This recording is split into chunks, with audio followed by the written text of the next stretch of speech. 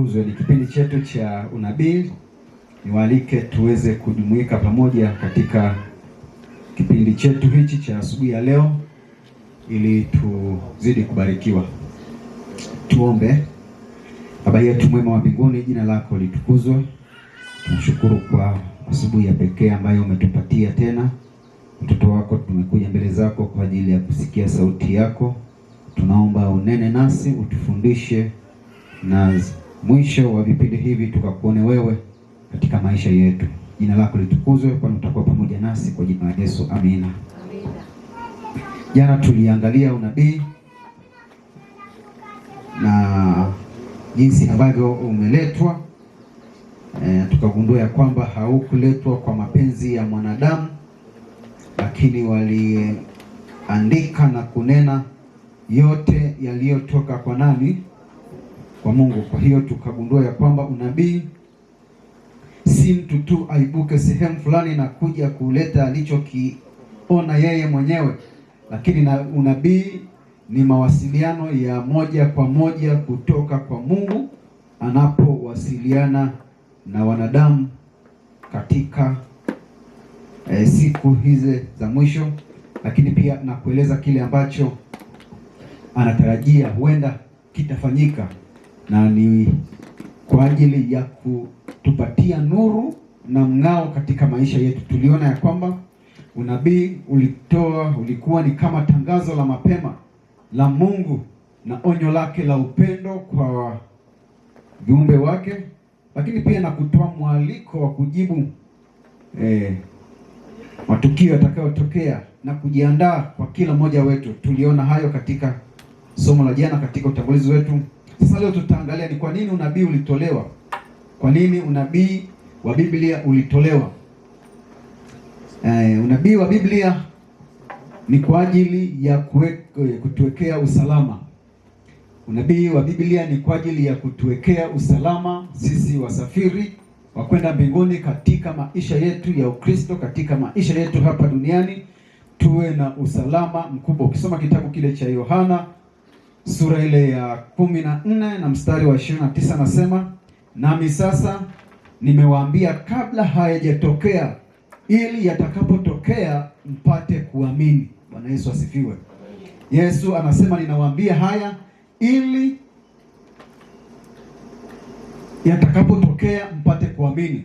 Unabii hufanya kazi kama kinga ya kiroho kwa maisha ya Mkristo. Ni kama kinga ya kiroho kwa maisha ya Mkristo, kutupatia uelewa na namna ya kuweza kujilinda na kuweza kujua kwamba tunapaswa kuwa vipi katika maisha yetu ya kiroho. Mungu hufunua mambo kabla hayajatokea ili watu wake wasitikisike wanapokutana na changamoto katika maisha yao. Katika maisha ya Ukristo, unapokutana na changamoto yoyote ile, usitikisike, usiyumbishwe. Uwe imara na uweze kukabiliana na hiyo. Ni kama taa ambayo inakuonyesha nuru sehemu ambapo huwezi kupita. Pia unabii hujenga moyo wa uangalifu wa kiroho. Hii tuligundua kwamba itakusaidia kuelewa ya kwamba ni fundisho gani ambalo ni sahihi, ni kitu gani ambacho ni sahihi katika maisha yako, kitu gani ambacho kitaweza kuimarisha ustawi wako wa kiroho. Kwa hiyo ni kinga na kujenga uangalifu wa kiroho katika maisha yetu. Badala ya kuishi bila kuwa na tahadhari, muumini anaishi akiwa na tahadhari ya kile ambacho anakula kwa maisha yake ya kiroho na kile ambacho kinaujia ulimwengu katika maisha yake, inakuwa na uangalifu. Lakini pia huyu hujifunza kukesha na kuomba katika maisha hayo, baada ya kuona ya kwamba ya kupatiwa tahadhari hiyo, baada ya kupewa uangalifu huo na kuonywa mbele kwamba kuna jambo litatokea, kuna mambo haya yatakayotokea, inakufanya wewe uweze kuwa na maisha ya kukesha na kuomba. Kwa hiyo tunaposoma unabii katika Biblia, tunaposoma mambo yanayokujia ulimwengu, haya yote yanapotokea, Pastor Kihoko, ni sauti na kengele ya kukwambia omba. Ni sauti ya kukwambia kesha. Ni sauti ya kukwambia tengeneza mahusiano yako imara na Mungu. Takuhimiza kujifunza kwa bidii, lakini pia na kukesha wakati ukitambua ya kuwa historia inaelekea kwenye utimilifu wa mpango wa Mungu. Mungu anakuja upesi kuchukua watakatifu wake. Kwa hiyo wewe, wakati unaishi katika hayo yote, unajilinda, unajiandaa, unakesha ukitengeneza mambo yako kwa ajili ya marejeo ya Yesu Kristo mara ya pili. Kwa hiyo hayajakuwepo, unabii haujatolewa tu ili kwamba tutishike, tuwe na hofu, tukate tamaa. Kutuandaa kwa ajili ya uzima wa milele. Ama White anaandika, anasema katika kitabu cha Selected Message, kitabu cha 3 ukurasa wa 360, anasema ametuachia nuru ituangazie katika maonyo na makemeo, ili kwamba tukipenda tukishike na kuepuka hatari zinazozunguka njiani. Wakati majaribu yanapotokea, tunaweza kulindwa na kuyatambua, kwa sababu Bwana ametuonyesha ili tusidanganyike. Bwana ametuonyesha ili tusidanganyike. Hii inaonyesha kwamba unabii ni zawadi ya ulinzi inayowekwa kwa watu wa Mungu ili wawe tayari kwa ajili ya kukabiliana na changamoto za ulimwengu, kwa ajili ya kukabiliana na hatari za ulimwengu, kwa ajili ya kukabiliana na shetani.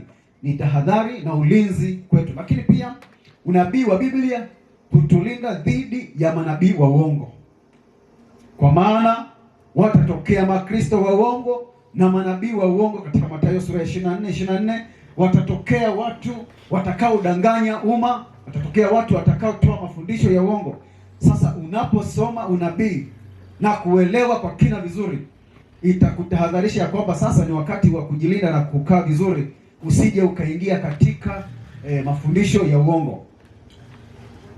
Na waenende kwa sheria na ushuhuda, ili kuwatambua manabii wa kweli, wale ambao wametumwa na Mungu. Lazima waenende kwa sheria na ushuhuda. Nasema ikiwa hawasemi sawasawa na neno hilo, bila shaka kwao hakuna asubuhi. Tunatahadharishwa mapema, kama hawataenenda na sheria na neno la Mungu na ushuhuda wa Yesu Kristo, hao sio wa kufuata, hao sio wa kusikilizwa, hao sio wa kuaminiwa, hao sio wa kukabidhiwa maisha yetu ya kiroho wayatengeneze. Tunapatiwa tahadhari hiyo. Kwa kujifunza unabii, wasafiri wa kwenda mbinguni hujifunza kupima mafundisho kwa neno la Mungu badala ya kutumia hisia na mitazamo ya watu wengine. Jana tuliangalia na tukagundua kwamba ni katika kusoma neno la Mungu na uongozi wa Roho Mtakatifu tunajifunza na kuelewa kile ambacho Mungu anakusudia kwa kina, anakusudia kwa mapana zaidi kwa maisha yetu haya ya sasa hivi. Sasa kwa kujifunza unabii wa Biblia, wasafiri wa kwenda mbinguni wanapata uelewa mzuri wa kina na mpana kwa ajili ya mafundisho ya neno la Mungu, bila kutumia hisia za kibinadamu, bila kutumia hisia na mitazamo ya watu wengine juu ya jambo lao ambalo wanataka kuliweka katika kanisa au katika akili za wanadamu. Hii inalinda kanisa dhidi ya madanganyo na kujijenga katika msingi wa kweli wa neno la Mungu. Kujenga msingi wa kweli juu ya neno la nani? La Mungu. Kwa hiyo neno la Mungu kupitia unabii linatupatia fursa ya pekee ya kuweza kujua ni nini ambacho Mungu anakisema kupitia kweli zake. Jambo la tatu, unabii unawaonya wanaopotea. Basi wewe mwanadamu, nimekuweka kuwa mlinzi wa nyumba ya Israeli. Basi ulisikie neno hili kinywani mwangu, ukawape maonyo yangu. Katika Ezekieli 33 fungu la 7. Tumewekwa kuwa walinzi wa nyumba ya Israeli. Watoto wetu, vijana wetu, familia zetu, marafiki zetu, tumewekwa kuwa walinzi. Pale ambapo tunaona ya kwamba wanaenda katika njia zisizostahili, pale ambapo wanaacha kweli ya neno la Mungu, pale ambapo maadili yanaporomoka, sisi kama walinzi wa kuta za Yerusalemu, nyumba ya Israeli, tumewekwa kulinda maadili ya kanisa, maadili ya familia zetu, kupitia neno la Mungu. Unabii hubeba sauti ya hatari kwa sababu Mungu anataka kuokoa, si kuhukumu. Kama ambavyo alitoa tangazo katika bustani ya Edeni ya kwamba utakapokula utaangamia, utakapofanya hivi utapotea, utakapotenda dhambi utakufa, utakapofanya hivi utaangamia milele. Ndivyo ambavyo anatupatia mwaliko huu pekee kama wasomaji wa neno la Mungu wanaofuata unabii wa Biblia, kutoa sauti na kukemea na kulinda, ili wasije wakaangamia katika dhambi zao, katika uovu wao. Unabii huleta sauti ya haraka kwa sababu Mungu anataka kuokoa watoto wake. Watu wa Bushanje, Mungu ametuita kupitia neno la Mungu tuweze kusimama imara na kukemea maovu yote yanayotokea na kukemea vitu vyote ambavyo vinaharibu maisha ya Mkristo. Mungu anatoa sauti yake kupitia manabii wake kwa ajili ya kuokoa na kuonya watu juu ya maovu wanapoishi katika hayo. Kama Nuhu alivyohubiri kabla ya gharika, na Yona alivyoonywa alivyotumwa aende Ninawi kutoa ujumbe na kuleta mwaliko wa toba na marejeo, ndivyo hivyo na sisi leo tunaitwa kusimama kama Nuhu, kusimama kama Yona, kuwaita watu wafanye toba na kurejea kwa Mungu wao. Kwa hiyo tusije tukasoma Biblia, tukasoma unabii, tukajua ni kutuambia habari tu za kututisha, habari za mnyama, habari za ufalme, habari za vita. Kuita watu wa Mungu kufanya toba na kumrejea nani? Mungu wao. Ni sauti ya Mungu inayotuita. Maonyo ya unabii pia yanaonyesha uvumilivu wa Mungu. Maana alipokwisha kuonya, lakini bado watu walizidi kuendelea katika nini? Maovu yao. Lakini Mungu bado hakuacha. Akaendelea kuwa mvumilivu. Hata kwa Nuhu aliendelea kusihi miaka 120, hubiri linahubiriwa moja. John, uvumilivu wa hali ya juu. Kwa hiyo anaonyesha jinsi gani ambavyo ni kupitia unabii Mungu anakuwa ni mvumilivu. Hafanyi mambo yake kwa ghafla bila kwanza kuwaita watu wake wamrudie yeye. Yaani hata habari ya kuja kwake mara ya pili sio tu kwa ghafla, kwa kushtukiza kwa mtu. Anatoa tangazo na kutuita ili tufanye marejeo na toba za dhati kwa ajili ya tukio hilo la kuja kwake, kuonyesha kwamba Mungu bado anatupenda, anatujali, anatuvumilia na anatuthamini. Ellen White anaandika, anasema Mungu daima amewapa wanadamu onyo kuhusu hukumu zinazokuja. Wale waliokuwa na imani katika ujumbe wake kwa wakati wao, wakiishi kulingana na imani hiyo kwa kutii amri zake, waliokoka katika hukumu zilizowapata wale wasiotii na wasioamini. Wale wote walioishi katika amri za Mungu na kufuata neno la Mungu na kufuata kile ambacho Mungu ametaka, anasema waliokoka katika hukumu iliyowapata wale wasiotii neno la Mungu. Wale wasiotii sauti ya Mungu waliangamia. Sio kawa katika makambi haya tumejifunza kwa muda mrefu, tumejifunza katika kanisa kwa muda mrefu, alafu tukaacha kusikia sauti ya Mungu na sisi tukaingia katika hukumu ya milele kama wale ambao hawakutaka kutii. Bibi, tuko pamoja? Maisha yako ya Ukristo, maisha yako ya hapa duniani hayatakuwa na faida yoyote kama hautaishi katika neno la Mungu. Kwa hiyo Mungu ametupatia unabii ili kutuandaa na kujiweka tayari juu ya yale ambayo yatatokea katika ulimwengu huu. Kitabu cha Last Day Event, matukio ya siku za mwisho, ukurasa wa 13 aya ya kwanza, ndipo nukuu hii inatoka. Kitabu cha matukio ya siku za mwisho. Jambo lingine la 4 anasema unabii hutuonyesha tulikotoka, tulipo na tunapoelekea. Yaani lazima ujue kwamba nimetoka wapi, kanisa limetoka wapi, sasa hivi nimesimama wapi, ninaelekea wapi.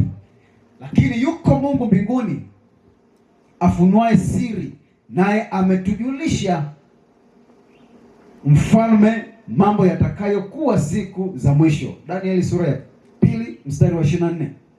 Basi uyaandike haya uliyoyaona na yaliyopo na yatakayo kuwepo baada ya hayo.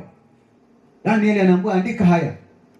Unabii hutoa ramani ya mbinguni katika historia, hufunua asili ya pambano kati ya wema na mabaya, hueleza hali ya sasa ya dunia na kueleza kuelekeza macho katika ushindi wa mwisho wa Mungu.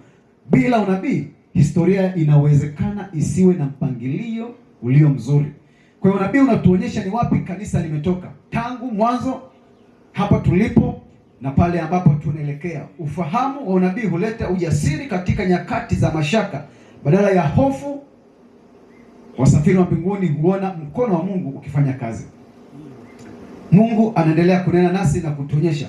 Lengo kuu la unabii, jana tulianza kugusia, ni kumfunua Yesu Kristo katika maisha yetu. Ufunuo wa Yesu Kristo uliopewa na Mungu unawaonyesha watumwa wake mambo ambayo hayana budi kuwako upesi. Tangu Musa, tangu manabii wote katika maandiko yote wamemweleza Yesu Kristo katika nyanja mbalimbali. Kuanzia mwanzo hadi Ufunuo, Yesu Kristo anafunuliwa. Lengo la juu la unabii sio alama tu ya tabia za matukio, bali ni kumfunua Yesu Kristo. Maneno ya kwanza ya kitabu cha Ufunuo yanaonyesha wazi kuwa unabii ni ufunuo wa Kristo. Kila ujumbe wa unabii kuanzia Danieli hadi Ufunuo unaeleza kwa sadaka yake, huduma yake ya kibingu, kurudi kwake na ufalme wake wa milele. Na haya yote yanadhihirika katika historia yake ya kuzaliwa, maisha yake hapa duniani, kufa na kufufuka kwake. Yote yanathibitika kupitia tukio hilo la Yesu Kristo alipokuja mara ya kwanza, na hata kuja kwake mara ya pili bado inaendelea kufunuliwa kupitia neno lake na maandiko matakatifu. Unabii unapomtenga Yesu huwa baridi na kubahatisha, lakini unapomweka Yesu Kristo katikati unakuwa na ujumbe wa tumaini na badiliko la maisha yetu. Yesu Kristo katika mambo yote yatakayotolewa katika unabii, kama hakuwekwa hapo, hajawa ni kiini cha pekee cha somo hilo, cha fundisho hilo, cha unabii huo, unakuwa ni baridi, hauna nguvu, unakuwa ni wa kubahatisha.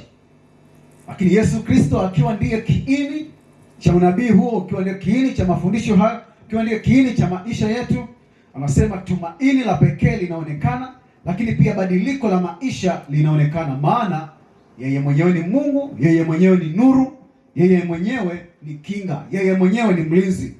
Anapokuwepo katika mafundisho hayo, hutujenga na kutuimarisha. Mama White anaeleza, anasema Kristo ndiye kiini cha mafundisho yote ya kweli. Dini ya kweli yote haipatikani tu katika neno, hupatikana katika neno lake, katika asili. Yeye ndiye ambaye ndani yake matumaini yetu ya uzima wa milele yanajengwa, na mwalimu anayejifunza kutoka kwake hupata nanga iliyo salama zaidi katika maisha yake. Usalama, nanga ya pekee ni kwa yule ambaye atakubali kuwa mwanafunzi katika Yesu Kristo. Sasa leo tutaangalia kwa nini unabii ulitolewa kwa lugha za mafumbo. Unaposoma Biblia mara nyingi unaona ya kwamba unabii umezungumzwa katika mafumbo mbalimbali. Mungu ametumia njia ya mafumbo kwa ajili yetu sisi na kwa ajili ya kulinda ujumbe wake katika vizazi mbalimbali na katika utimilifu wake wa pekee. Kazi yake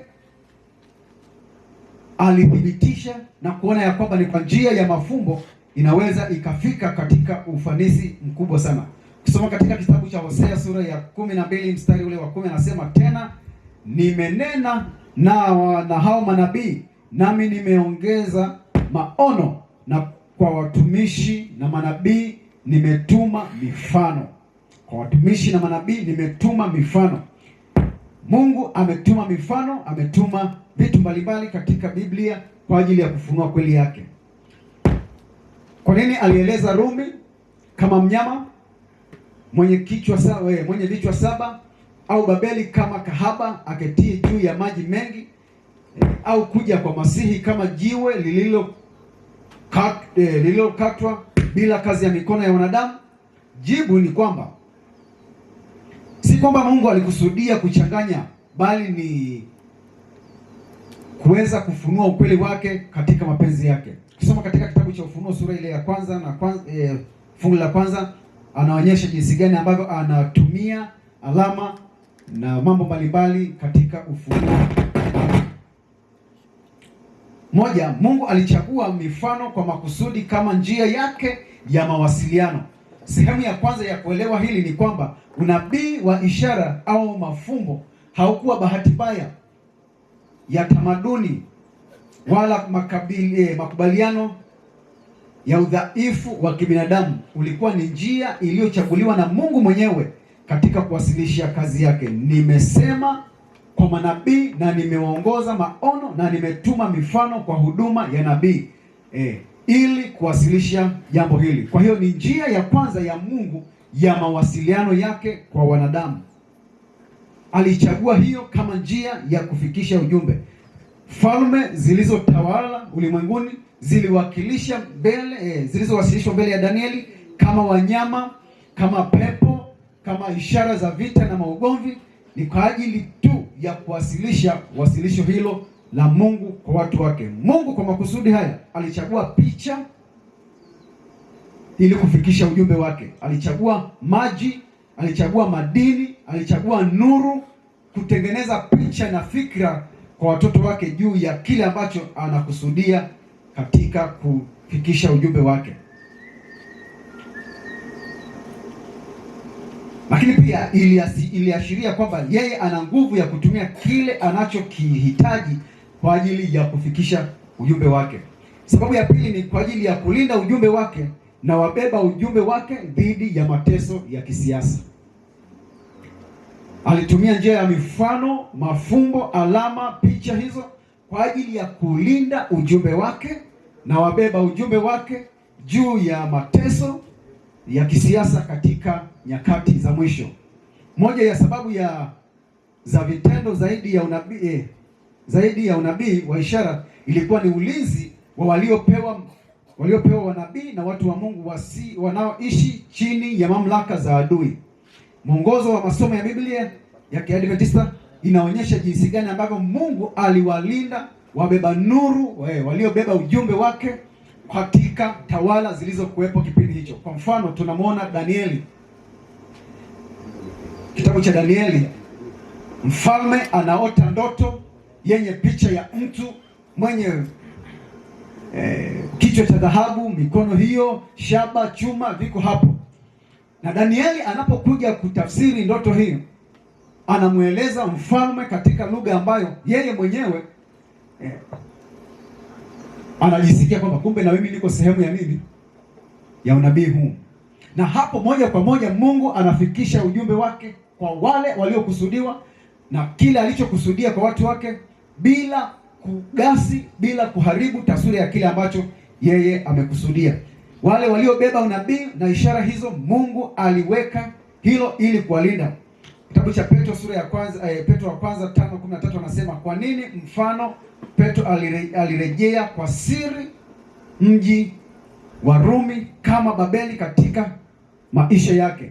Petro anafanya hivyo, anarejea kwa siri, lakini anaingia kwa nguvu, akipeleka kile ambacho Mungu amekusudia. Katika kesi ya kanisa la Agano Jipya, kama kitabu cha Ufunuo kingeutaja waziwazi Rumi kama chanzo cha mabaya mengi, mateso mengi ya kanisa ambayo tayari yalikuwa mabaya yameingizwa ndani ya kanisa kuwa ni mabaya zaidi, kazi ingezidi kuwa ngumu na injili ingefika kwa shida sana katika kipindi hicho. Lakini Mungu alikusudia kulinda ujumbe wake kupitia lugha za alama na mifano. Makusudi makubwa ni kulinda ujumbe wa Mungu. Kazi hii ya kulinda ya alama inaonekana wazi katika kitabu cha Danieli. Nimekwisha kusema hili.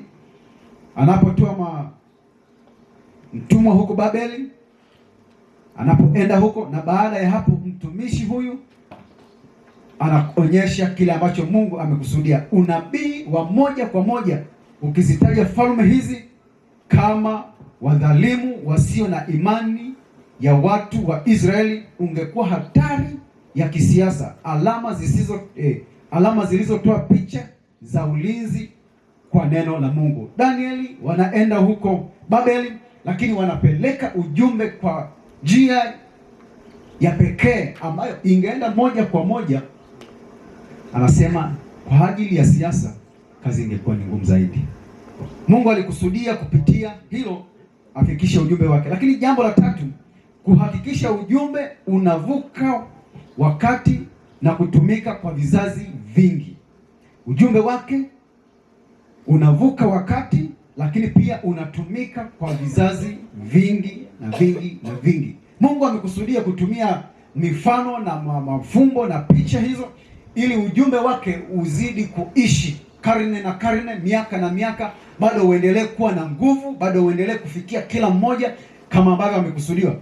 Kipindi cha miaka kadhaa iliyopita, tangu kwa kipindi cha Danieli mpaka leo hii, bado ujumbe huo una picha ile ile ambayo Mungu amekusudia, na ukiwa na nguvu kama ambavyo amekusudia, maana aliulinda kupitia hilo. Unabii wa ishara una ubora wa kudumu ambao unabii wa kihistoria wa moja kwa moja hauna nguvu kwa kiasi hicho. Taasisi za utafiti wa Biblia zinabainisha kwamba alama katika unabii wa Danieli zinawakilisha nguvu za kiroho za ulimwengu wote zinazofanya kazi kupitia mawakala wa kibinadamu. Rumi, Babeli, Wamedi na Wajemi, zote hizo zilitabiriwa na zilionyeshwa na mpaka sasa zinaendelea kuishi. Japo ilisemwa kwa kipindi hicho, yalitabiriwa kwa kipindi hicho, mitume waliyasema kwa kipindi hicho, lakini mpaka sasa yana nguvu za kiroho na inatusaidia sisi kuona ni wapi ambapo kanisa lilitoka, na bado linatuonyesha jinsi gani ya kusimama. Kidunia zinahusianisha na Mungu wetu, wakati katika historia yote Mungu anaonyesha kile ambacho amekusudia. Ndiyo maana njia ya kihistoria ambayo Waadventista wameiamini tangu mwanzo inasema wanyama wa Danieli kama falme za ulimwengu zilizofuatana kuanzia Babeli hadi Rumi ni zaidi. Badala ya kufungia maneno yao katika wakati mmoja, alama ya wanyama wenye meno ya chuma na pembe 10 zilizo katika sanamu ile, kila kizazi kilichoishi kilikuwa katika sanamu hiyo. Kila kizazi kilichoishi kilikuwa katika sanamu hiyo. Kwa hiyo ni katika unabii huo bado Mungu aliendelea kufunua historia yote ya ulimwengu mpaka mwisho wa wakati. Badala tu ya kufungia kipindi kile cha Danieli, lakini ilionyesha mpaka nyakati hizi ambazo tunaishi. Mungu alikusudia ujumbe wake uendelee kudumu vizazi na vizazi kupitia unabii wa Biblia. Ellen White anaandika, anasema, ukitazama siku zijazo, naona kana kwamba vilele vya mlima vikiwekwa kwa utukufu wa Mungu, na sifa hizi mashauri zimeandikwa kwa usahihi usiokosewa, kutumika kama viashiria vya njia, si kwa Wayahudi tu, bali kwa watu wote, ili wapate kuelewa nyakati wanazoishi na wajue kile kinachoujia ulimwengu. Ilitolewa kwa nyakati hizo na si kwa Wayahudi tu, mpaka kwetu sisi leo, ili tuweze kutambua ya kwamba ni kitu gani kinaujia nini ulimwengu. Kwa hiyo soma neno la Mungu, soma unabii kwa mapana zaidi, ukijua ya kwamba mpaka nyakati hizi bado kuna jambo linalozungumzwa kuhusu wewe. Kuna jambo linalopaswa kufanywa kuhusu nani? Kuhusu wewe. Lakini jambo la 4 lilikuwa ni kudai ufahamu wa kiroho na utafiti wa Biblia. Mungu alitumia njia hii ya mafumbo na alama na picha ili kuvuta hisia za wasikilizaji, kuvuta hisia za wasomaji, kuvuta hisia za waumini na washiriki kuzama zaidi katika kusoma neno la Mungu. anataka kila mtu aweke akili yake, mawazo yake, hisia zake kwa nguvu zaidi kutafakari neno la Mungu. Matumizi ya alama katika unabii wa Mungu pia ni mfumo wa makusudi wa kupepeta. Falsafa ya Kiadventista kuhusu tafsiri ya Biblia iko wazi. Lugha za ishara inahitaji mwongozo wa Roho Mtakatifu na utafiti wa maombi, na kwa hivyo hauwezi kufikiwa na wale wanaoangalia maandiko na kudadisi maandiko kwa juu tu. Yaani hauwezi ukapata maana halisi kama utasoma tu kama gazeti la Nipashe, kama utasoma tu kama watu tu wanaosoma kutimiza wajibu. Itatakiwa uende zaidi kwa maombi na kwa njia ya Roho Mtakatifu na utafiti wa kina zaidi, ili uweze kuelewa ni nini ambacho Mungu amekikusudia. Ni mwongozo wa Mungu wa kutaka wewe kuzama zaidi, kuwa na muda wa kudumu katika kutafakari neno la Mungu.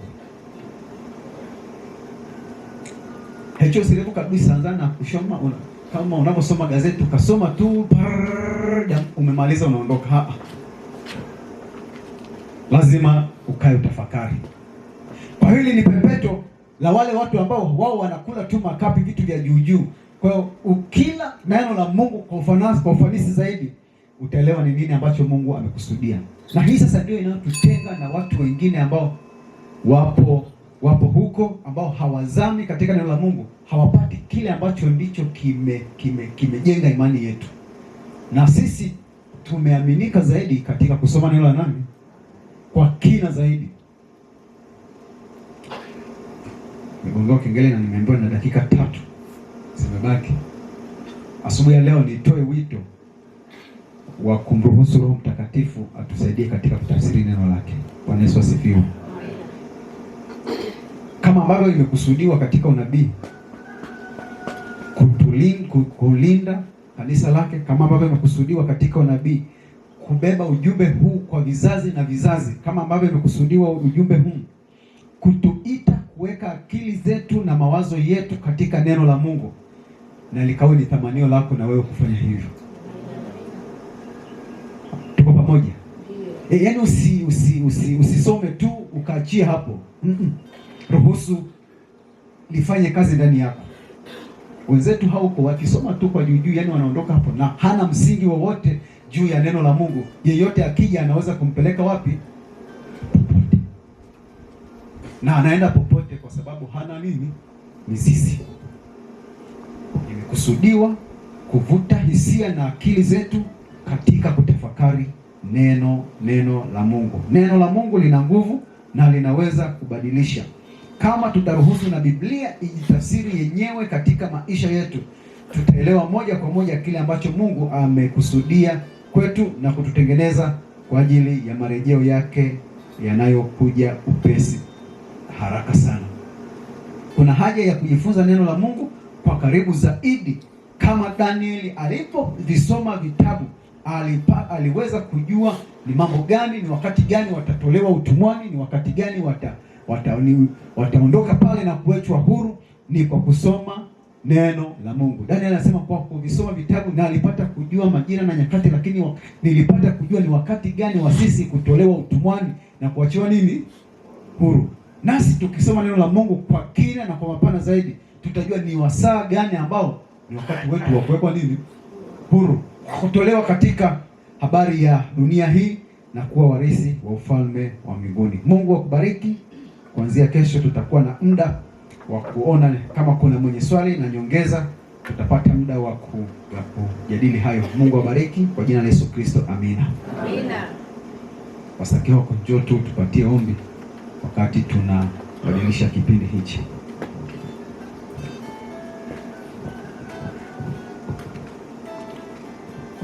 Basi tusimame tupate kuomba. Baba yetu na Mungu wetu mwema, tunakushukuru kwa namna ambavyo tufundisha tena asubuhi ya leo. Tunaomba mwalimu mkuu Roho Mtakatifu aendelee kuzungumza nasi katika mioyo yetu, ili tuendelee kutafakari namna ambavyo tunaishi kukutazamia kurudi kwako mara ya pili tupate kuokolewa. kuwa nasi na utubariki katika siku ya leo. Tuomba kwa Yesu Kristo Bwana wetu. Amen.